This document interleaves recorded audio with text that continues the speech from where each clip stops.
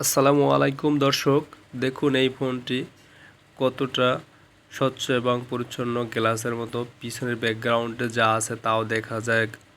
আধুনিক প্রযুক্তি কতটা আগানো। এরপর দেখুন, এটা একটা ড্রোনের মতো, ড্রোন প্রযুক্তি বা গাড়ি। আপনার আঙ্গিনা বা বাগানে যদি আগাছা থাকে বা ঘাস, অবাঞ্ছিত ঘাস থাকে, তা আপনি সহজেই কাটতে পারবেন এটা দিয়ে।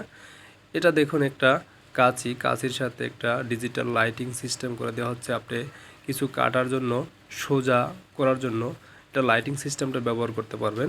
এটা দেখুন একটা বাইক বাইক কম্বিনেশন, বাইসাইকেল। দেখুন, আপনি যদি জগিং করতে চান, বাইক ইঞ্জিন বন্ধ করে প্যাডেলে চালাতে পারবেন, অনায়াসে চলতে থাকবে। এরপর এটা দেখুন, এটা হচ্ছে একটা ব্যাটারি চালিত বাইসাইকেল প্লাস ইঞ্জিনেও চলে। এটা যখন আপনি জগিংয়ের জন্য ব্যবহার করবেন।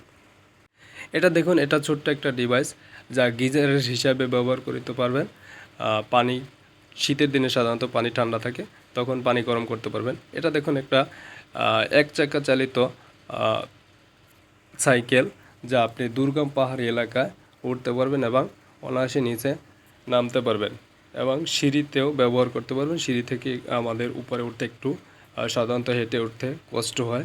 এই সাইকেলটা অনায়াসে উপরের দিকে উঠতে পারবেন এবং আবার অনায়াসে নিচের দিকে নামতে পারবেন।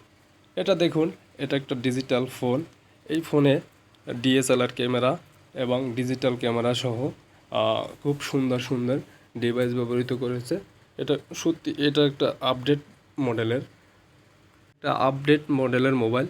এটা দেখুন একটা বাইক, 3 চাকা চালিত একটা বাইক, অসাধারণ লাগছে দেখতে, খুবই